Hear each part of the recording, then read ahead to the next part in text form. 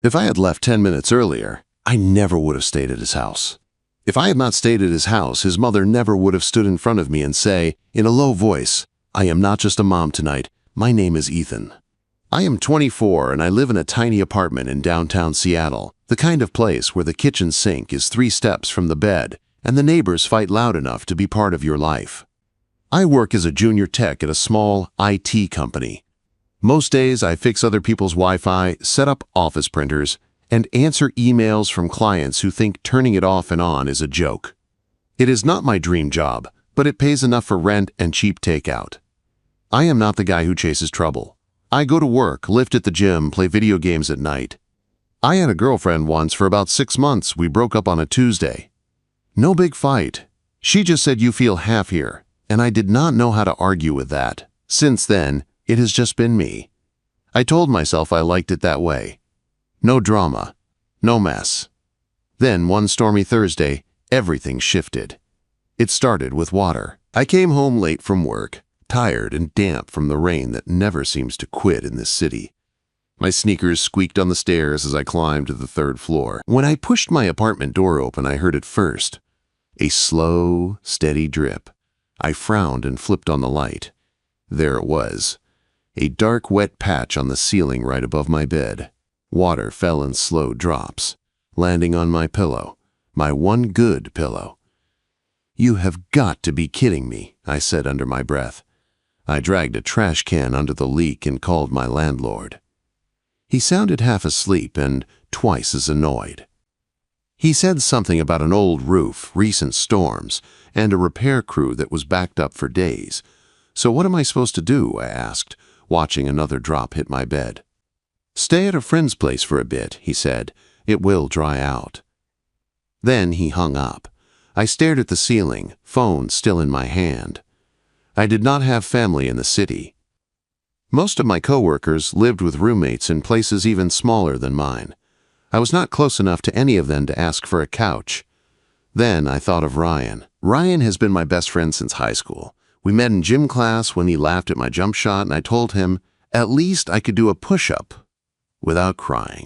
We have been giving each other a hard time ever since. He works as a mechanic at his uncle's shop and lives out in the suburbs about 20 minutes from me, in a house. A whole house, with a yard and a driveway and a real oven. And his mom. I had met his mom a bunch of times. Her name is Laura. She is 44, I think, though I never asked. She works as a nurse at a private clinic. The first time I saw her was senior year when she picked Ryan up from practice. She stepped out of the car in navy scrubs, dark hair pulled back, eyes a deep, calm brown. Back then I just thought, wow, his mom looks young. Over the years I saw more. Birthday dinners. A barbecue after Ryan's promotion. She always seemed put together. Simple clothes, neat hair, light makeup. Nothing loud. But there was this quiet grace about her, like she moved through life on her own steady rhythm. After her husband died in an accident when Ryan was 15, she did not talk much about it. She smiled when she had to, kept the house nice, worked long shifts, carried on. You could tell she had learned how to hold herself up, alone. I pulled out my phone and texted Ryan. "Dude, my ceiling is leaking straight onto my bed. Landlord says it will take days. Any chance I can crash at your place for a bit?" His reply came fast. "Get your ass over here. Mom will say yes." So I stuffed some clothes, my laptop, and my toothbrush into a backpack, threw on a dry hoodie, and drove out of the city. The rain was hard enough that my wipers could barely keep up. Streetlights blurred against the windshield. Ryan's neighborhood was the kind you see in quiet car commercials. Clean lawns, trees lining the road, soft yellow light in the windows. His house sat at the end of a short cul-de-sac. 2 stories, gray siding, small porch with a swing. A warm glow spilled from the front windows. I parked at the curb and jogged up the path. The rain soaked my hair before I even reached the door. I knocked. Ryan yanked it open and grinned. "You look like a wet dog," he said. "Get in here." The house was warm and smelled like something good had been in the oven recently. Maybe cookies. Maybe roast chicken. Wood floors, soft lamps, a few framed photos on the walls. Ryan as a kid.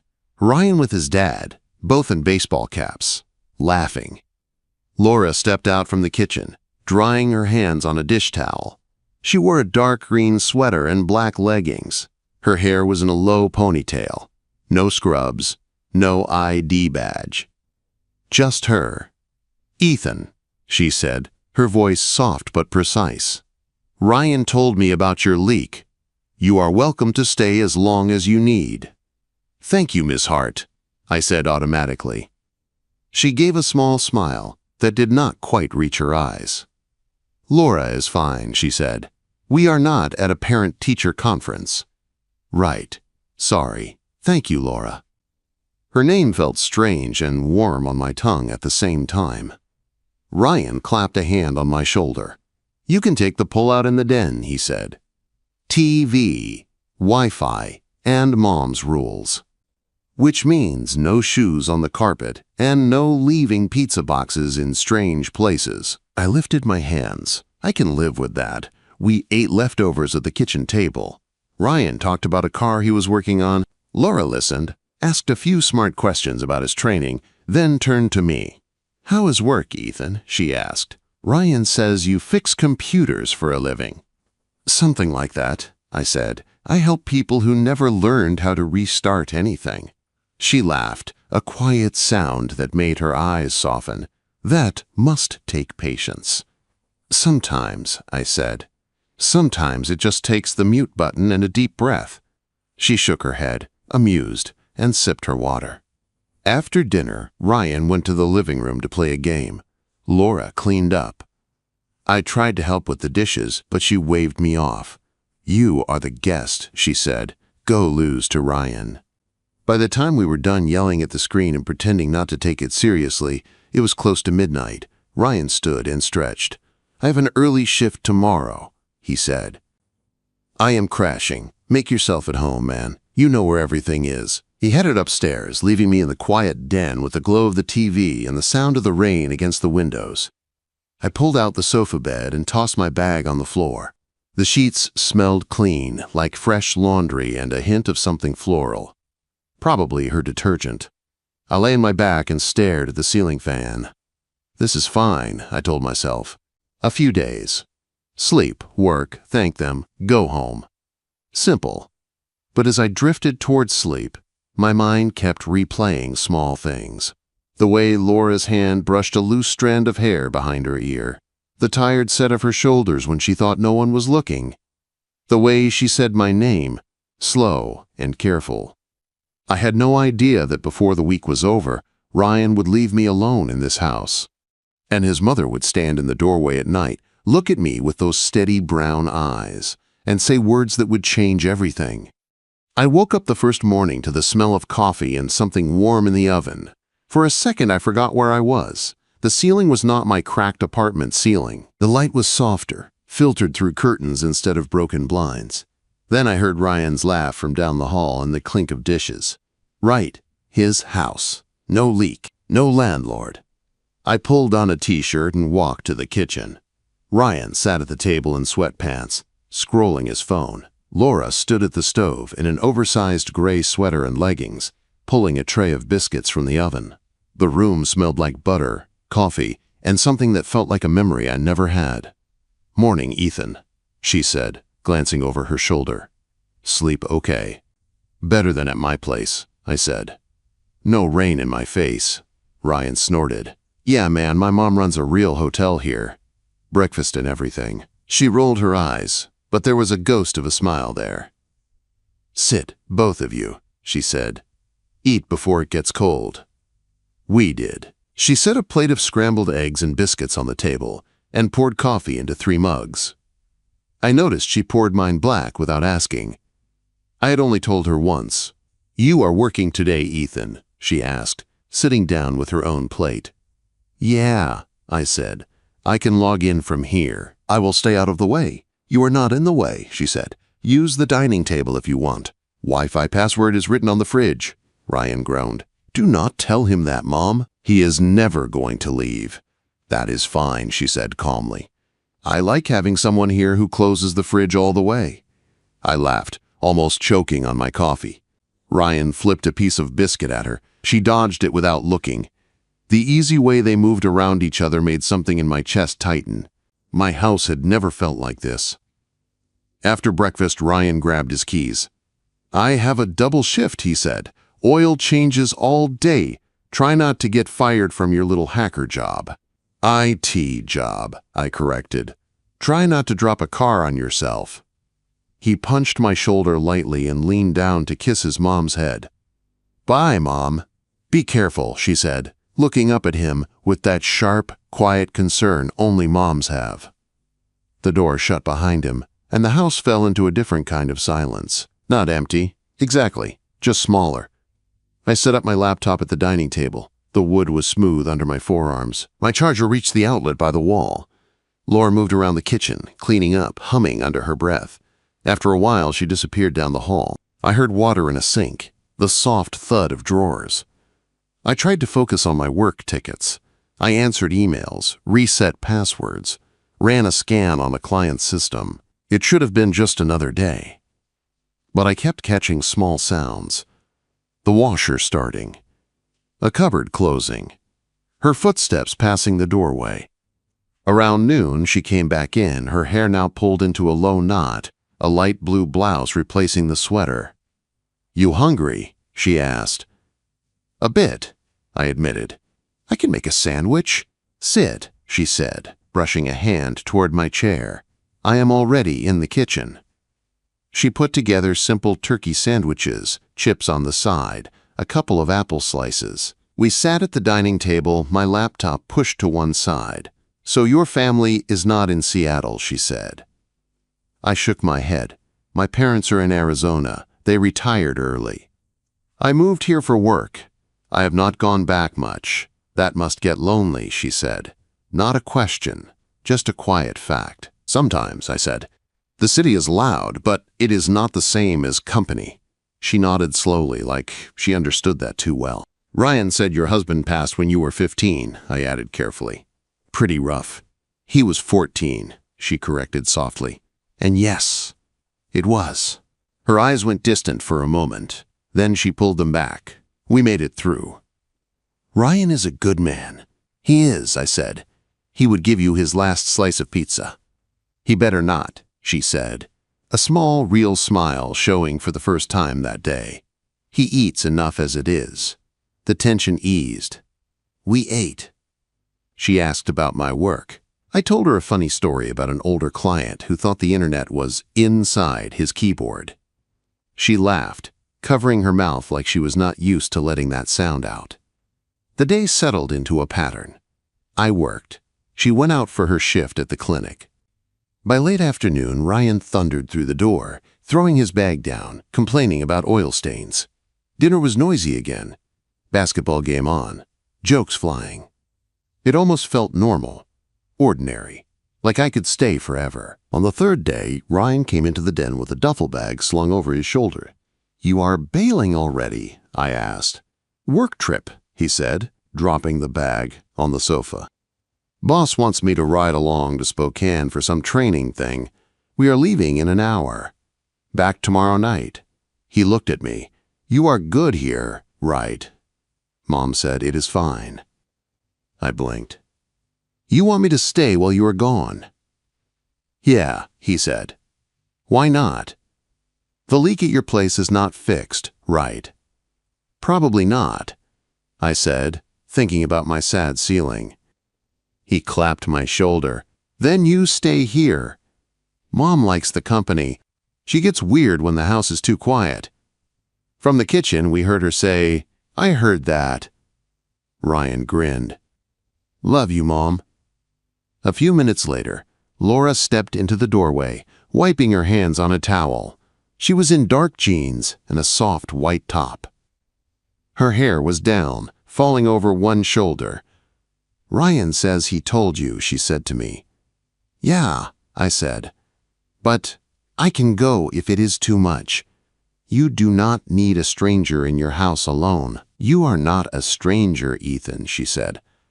You are Ryan's friend. You have been here so many times I should start charging you rent. My chest relaxed a little. Only a little. Okay, I said. If you are sure. I am sure, she said. I am working evening shift today anyway. You will have the house to yourself for a while. Ryan left in a rush, hugging his mom, yelling a goodbye over his shoulder to me, and then he was gone, the front door closing behind him with a soft click. The house felt different almost right away. Quieter. Not empty, but full of small sounds instead of big ones. The hum of the fridge. The clock on the wall. The rain starting up again outside, steady against the windows. Laura checked the time. I need to go soon, she said. My shift starts at 4. There are leftovers in the fridge if you get hungry. There is a spare key on the hook. Lock up if you leave. You sure you are okay with this? I asked again. Me staying, I mean. She paused by the counter, fingers resting on her bag. Ethan, she said, I have spent a lot of nights in this house alone. It is nice to know someone is downstairs, even if I am not here. It makes the walls feel less close. The way she said it made my chest ache. I nodded. I will be here, I said. She gave me a small, grateful look and then left, the door shutting gently behind her. For a few hours, it really was just me in the house. I walked from room to room, not snooping, just noticing. The family photos in the hall, the stack of piano music on the side table, a half-finished knitting project on the arm of a chair, little pieces of a life built after loss. By the time the sky turned dark, the rain had gotten heavier. I threw myself into a late ticket from work to keep my mind busy. When I finally closed my laptop, it was almost 9. Headlights swept across the front window. A car door shut. I heard keys in the lock. Laura stepped in, shaking water from her hair. Her scrub top was hidden under a long, dark coat. She looked tired, but more relaxed now that she was home. Long night, I asked. They always are, she said, but there was no complaint in her tone, just fact. She hung up her coat and kicked off her shoes, padding into the living room in socks. The rain beat hard against the glass. Power flickered once, twice, then steadied. Storm is bad, she said, glancing at the window. You okay? Yeah, I said, just answering emails. Your couch is starting to think I live here. Maybe it likes you, she said. Her mouth twitched. She went to the kitchen and came back with 2 mugs of tea, not coffee. Handed one to me and sat on the armchair across from the sofa bed. We sat in comfortable quiet for a while, sipping the hot drink, listening to the storm. The light from the lamp beside her cast her face in a warm glow. I could see the faint lines at the corners of her eyes, the curve of her throat, the way she relaxed more and more as the minutes passed. I should have been thinking about my work, my apartment, Ryan getting back tomorrow. Instead, I was thinking about how it felt to be alone in this house with her, about how many nights she had spent like this without anyone else there. The thunder rolled low in the distance. She glanced at the ceiling. If the roof starts leaking in here too, she said, I am moving into your apartment. You would hate it, I said. The oven tilts and my neighbor sings off key. Her eyes met mine across the space. Maybe, she said, but I guess it depends who I am sharing it with. For a heartbeat, something passed between us that had nothing to do with roofs or rain. I looked down at my mug, my pulse up for no good reason. I told myself I was imagining it, that I was tired, that the storm was getting into my head. I had no idea that by the time this storm was over, pretending would not be an option anymore. The storm got worse as the night went on. Rain hammered the windows like someone was throwing handfuls of gravel against the glass. Wind hissed around the corners of the house. Every few minutes, the lights flickered just enough to make my stomach tighten. Laura glanced up each time, but her face stayed calm. Years of night shifts in a hospital probably made a power outage look like a small problem. We sat there in the living room, just the two of us, mugs warming our hands, the lamp casting a soft circle of light. Everything outside that circle felt far away. You do not mind storms, she asked. Not really, I said. I mind leaks more. She smiled, a quick, tired curve of her mouth. Fair. She tucked one leg under herself in the armchair. The sweater she wore slipped a little at the shoulder when she moved, showing a thin strap and a small line of skin. I caught myself staring and dragged my eyes back to my mug. She watched me for a second like she noticed that, then looked at the window. "I used to love storms," she said. "When Ryan was little and my husband was still alive, we would sit on the porch and count the seconds between lightning and thunder. It felt safe then. Like the world could be loud, but our little house was solid." Her voice softened on the last word. "And now?" I asked. "Now," she said, "storms just remind me how big everything is out there and how small it can feel in here when you are alone." The honesty of it hit me. No joke in her tone. No shield. "You are not alone tonight," I said quietly. She looked back at me. I felt that look all the way down my spine. "No," she said, "I am not." Right then the power cut out. Lamp snapped off. The fridge hum died. We were thrown into dark so fast it felt like the room vanished. I heard her sharp breath in the quiet. "You okay?" I asked. "I am fine," she said. Voice steady, but lower now. My phone screen lit up my hand and part of the room in blue. The rain sounded even louder without the hum of the house. "Stay there," she said. "I have candles." I heard her stand and move toward the kitchen, her steps sure even in the dark. A drawer slid open. A lighter clicked. A moment later, a small flame bloomed on the coffee table as she lit a thick candle in a glass jar. Then another. Warm light slowly pushed the shadows back. She came back and set a third candle near the armchair, her face now painted in gold and soft shadow. The flicker made her eyes look deeper. "Better," she said. "Yeah," I said. "The place looks kind of different like this." She smiled. "Less like a mom's house, more like a ghost story," she said. I laughed quietly. I could feel my own heartbeat more in the dark between the candles. We sat again. The storm became a wall of sound around the small island of light we had built. Her mug was empty now. So was mine. She took both, set them aside, then sat back without the barrier of anything in her hands. "You know," she said after a while, "I am used to being the one who takes care of people. At work, at home, everyone needs something. Pills, papers signed, food, advice. I know how to do that." She rubbed her thumb along the seam of her jeans like she was thinking about each word before letting it go. "But sometimes," she said, "I forget what it feels like when someone just sits with me without needing anything." I shifted forward on the sofa, elbows on my knees. "I do not need anything from you," I said. Her eyes flicked to mine, sharp. "Maybe not in the way my patients do," she said. "But you could have gone to a hotel. Or another friend. You came here. You stayed. That is something." I opened my mouth, then closed it again. She was right. I could have tried harder to find somewhere else. But when Ryan texted back yes, something in me had relaxed, in a way I did not question. "I like it here," I said finally. "It feels different than my place." "Different how?" she asked. "Like someone cares what happens inside it," I said. "Like the walls remember people talking instead of just hearing the TV." Her face softened in a way that made my chest ache. "Thank you," she said. "Most of the time it feels like I am just keeping it together out of habit." She looked down at her hands. "It is strange," she added. "Ryan is grown now. He has his own life. He comes and goes. I am proud of him. I want that for him. But some nights I walk through this house, and it feels like I am living in a waiting room." "Waiting for what?" I asked. She gave a small, sad laugh. "I do not know," she said. "For something to change. For someone to notice I am still here." The last part came out so soft I almost did not hear it. Without thinking, I moved. I slid from the sofa to the edge of the coffee table, closer to her, staying on my side of the candle but closing the empty space a little. "I notice," I said. The words surprised me with how true they felt. "I notice you." Her eyes lifted.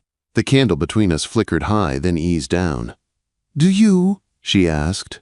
"Yeah," I said. "I notice you remember how I take my coffee after one time. I notice you listen when I talk about stupid tickets from work, like it matters. I notice you move around this house like it is all on your shoulders and you think no one sees that. My throat was tight now. I swallowed. I see you, I said, not just as Ryan's mom. Silence dropped heavy between us. She did not speak for a moment. Her jaw worked like she was trying to hold something back and could not. Do not say things you do not mean, she said quietly. I would not, I said. She let out a breath that sounded like it had been stuck inside her for weeks, maybe years. The thunder rolled close. The lights stayed off. Only the candle flame moved and the pulse in my neck.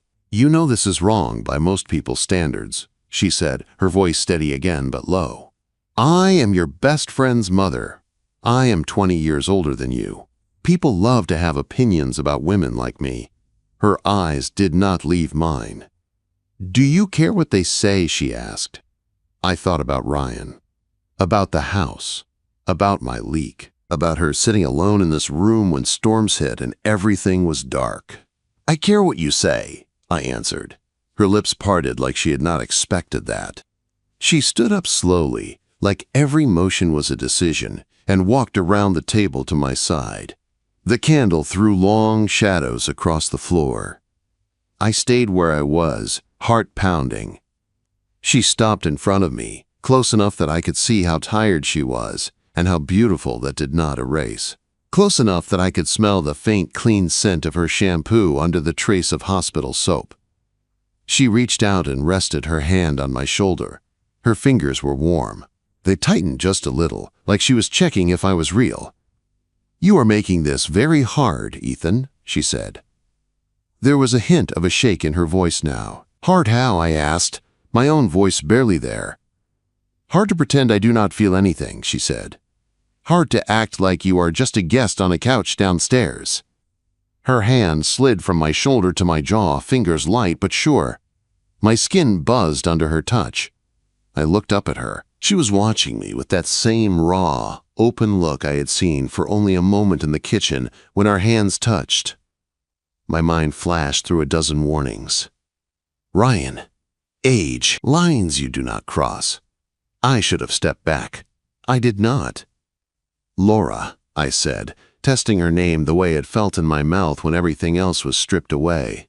Her eyes closed for a second, like that one word did something to her. When she opened them again, the sound of the storm outside seemed to fall away. She leaned in a little, her hands still at my face, her thumb brushing just under my lower lip. Her voice dropped to a whisper that I felt as much as heard. Ethan, she said, my best friend left me at his house. That night, his mother said something she should not. She swallowed, then finished, each word clear in the candlelight. I am not just a mom tonight. For a moment, after she said it, the house felt completely silent. The storm was still pounding the roof. The candles were still burning. But all I could hear was my own heartbeat and her breathing in front of me. I am not just a mom tonight. The words hung between us like a live wire. Her hand was still at my jaw, fingers warm against my skin. I could feel the slight tremble in them now. She was not playing. She was not teasing. She was standing there, fully aware of everything that sentence meant. Laura, I said, my voice low. Are you sure you want to say that to me? Her eyes did not flinch. If I was going to back out, that was my chance. Instead, she stepped a little closer. No, she said. I have not been sure of anything for a long time, but I know I am tired of pretending I do not feel like a woman just because people expect me to stay in one lane. Her hand dropped from my jaw to my shoulder, fingers curling there. I know what I am to Ryan, she said. I know what I am supposed to be to everyone else. I am his mother. The widow. The nurse. The steady one. I will always be that for him. But every time I walk through this house alone, I feel like I disappear a little more. She took a breath and let it out slowly. Tonight, she said, you are the only person who sees me as anything else. Her honesty hit me hard. My throat felt tight. I reached up and covered her hand with mine, holding it against my shoulder. I see you, I said again. Not just tonight. Her eyes softened. but the tension in her shoulders did not go away. "Say it is wrong," she said quietly. "Tell me I am being ridiculous, and I will laugh it off and go make us more tea. You will sleep downstairs, and in the morning we will pretend I never said it." I looked up at her, really looked, at the lines around her eyes, at the softness of her mouth, at the tired strength that had kept this house upright for years, at the fear and the hope fighting in her face. I could have said it. I could have pulled back and called it a misunderstanding. I could have saved us both from the fallout. But the word would not come. "Nothing about this feels ridiculous," I said. "Complicated, yes. Dangerous, maybe. But not ridiculous." Her lips parted. The flicker in her eyes changed. "Ethan," she said, "what do you want?" My chest felt tight, like my ribs were too small for my lungs. "I want to kiss you," I said. "But I also do not want to hurt you, or Ryan, or anyone. I do not want to be some mistake you regret in the morning." Her jaw clenched. Tears gathered in the corners of her eyes but did not fall. "Do you think I do not know my own mind?" she asked softly. "I have lived a lot of quiet years. I know the difference between a mistake and something that wakes you up." Her hand slid from my shoulder down my arm until our fingers met. She laced them with mine. Her grip was firm. "You are not a child, Ethan," she said. "You are not my student. You are not my son. You are a grown man in my house because my son trusts you. I trust you. The only question now is whether we trust ourselves." The storm rolled outside, deep and low. I stood up from the coffee table so we were the same height. Our hands stayed joined. We were close enough that I could feel the heat from her body, the softness of the sweater under my fingers. "If we do this," I said, "we cannot pretend it did not happen." "I know," she said. "We cannot tell Ryan right away," I added. "It would crush him. He needs his mom, not a story about his friend, and some secret." Her eyes flashed with pain at that, but she nodded. "I am not asking you to announce it," she said. "I am not sure I am even asking you for anything more than tonight. All I know is I do not want to go to bed feeling like a ghost next to someone who finally sees me." She looked almost angry at herself for wanting that. I took a deep breath. "Okay," I said. "Then tonight we are just two people. Not labels, not roles, just you and me." Slowly, I lifted my free hand and brushed a strand of hair away from her face. My fingers tucked it behind her ear. Her eyes fluttered shut at the touch, then opened again. "Are you scared?" she asked. "Yes," I said. "Are you?" "Always," she said. "But I am more scared of going back to not feeling anything." That was enough. I leaned in, giving her every chance to move away. She did not. Instead, she stepped closer, one hand sliding to my chest, resting there like she was testing the beat of my heart. Our lips met. The kiss was not hard or rushed. It was slow at first, cautious, like we were both afraid to break it. Her lips were soft and warm. Her hand tightened in mine. I felt a small sound rise from her throat. Something caught between a sigh and a sob, and it made my chest ache in a way that had nothing to do with guilt. I pulled back a little to search her face. Her eyes were shining. One tear had escaped and traced a line down her cheek. "Sorry," she said, half laughing through the breath. That was not very smooth. I wiped the tear with my thumb. "You have nothing to be sorry for," I said. "We are just out of practice." She laughed again, a real laugh this time, short and shaky. Then she kissed me again. This time there was less caution, more want. My hand slid to her waist, feeling the curve of her hip under the soft fabric. Her fingers moved to the back of my neck, holding me there like she was afraid I would vanish. The candles burned low. The storm outside kept its own rhythm. In that small pool of light, there was no landlord, no leak, no best friend, no rules. Just a woman who had been alone too long, and a man who did not want to back away from her. We did not rush whatever came after that. We did not tear clothes or stumble blindly. We moved slowly, talking between kisses, checking in without using those exact words. "Are you okay?" I asked more than once. "Yes," she said every time, and each one sounded more certain. When we finally stopped, the candles had burned down to short stubs. The power had stayed off. The house was warm with the last breath of the storm and the heat we had built between us. We ended up lying on the sofa together, my back against the cushions, her head on my chest, her hand resting over my heart. A blanket was thrown over us that I did not even remember pulling down. For a long time we just lay there, staring at the ceiling we could barely see. "This cannot last," she said quietly. "Not like this. Not with secrets and storms. At some point, you will have to go back to your life. I will go back to mine." I swallowed. "I know," I said. "But it is here now. We cannot unknow it." She turned her face slightly, her cheek brushing against my t-shirt. "Do you think I am terrible?" she asked. "Be honest." "No," I said. "I think you are human." She let out a long, slow breath. "You know," she said, "when Ryan's father died, I promised myself I would never do anything that could hurt him. Not one thing. I built my whole life around that. Work, sleep, bills, baseball games, repeat. I forgot there was any part of me outside of that. Tonight feels like breaking that promise and saving myself at the same time." Her words hit something deep inside me. "Maybe loving your kid and letting yourself feel something are not enemies," I said. "Maybe you get to be both." She was quiet. I could feel that idea sinking in like water in dry ground. "What about you?" she asked. "What happens when you go back to your leaky apartment and your clients and your quiet life? Am I just a story you tell yourself when it gets lonely?" I shook my head, even though she could not see it. "You are not a story," I said. "You are a person I care about. Even if this is all we get, I will not pretend it did not matter." She pressed closer at that, like she was trying to climb into that promise and hide there. We must have fallen asleep like that at some point, because the next thing I remember is pale light pressing against my eyelids. The storm had passed. The house was quiet again. My neck ached from the angle. My arm was numb under her weight. She was still there, curled against me, eyes closed. For a second, I let myself just look at the way her hair fell across her face, at the peace there that I had not seen before. Then she opened her eyes, and reality rushed back in. "Morning," I said. "Morning," she replied, her voice rough. She pushed herself up slowly, rubbing a hand over her face.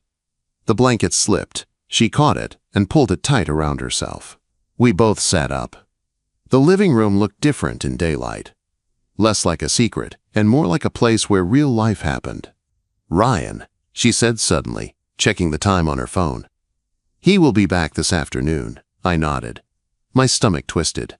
We moved around each other, getting dressed properly, straightening the cushions, blowing out the last candle wick. It almost felt like cleaning up after a party no one knew had happened. In the kitchen, she poured coffee. For a moment, we were back to that safe scene. 2 mugs, the hum of the fridge, the quiet. We leaned against opposite counters, holding our cups. "Last night happened," she said. "No matter what we decide now, that will always be true." "Yeah," I said. She looked at me, eyes calm again, but softer. "I am not going to ask you for promises," she said. "We do not know what we are yet. We do not know if we can be anything at all outside of this house. All I ask is that you do not lie to me or to yourself. If this becomes too much, you tell me. If you want more, you tell me. We decide together." I nodded. "Deal." She hesitated, then stepped closer and rested a hand on my cheek, thumb brushing my jaw like she was memorizing the shape. "Thank you, Ethan," she said. "For seeing me, for staying, for not treating me like I am broken." "You are not broken," I said. "You are tired. There is a difference." She smiled, a small, real smile that made my chest feel lighter. Ryan's car pulled into the driveway a few hours later. I heard the crunch of tires, the slam of the door, his voice calling out, "Mom, Ethan, I am back." I caught Laura's eye. For a second, my heart pounded so hard I thought it would knock over my coffee. She put a hand on my arm once, quick and reassuring, then stepped away. "Welcome home," she called, her voice easy and warm. Just a mom again, at least on the surface. I walked to the front hall with her. Ryan came in, grinning, talking fast about the trip. I clapped his shoulder, laughed at his stories, forced my face to stay normal. Under all of it, One thing stayed clear. My name is Ethan. I am 24. My best friend left me at his house when my own ceiling was falling apart. That night, in the middle of a storm, his mother looked at me, laid her hand on my face and said, "I am not just a mom tonight." She was right. She is Laura, a woman who has carried the world alone for too long. And now, whether we are ready or not, part of that world has my name written in it too.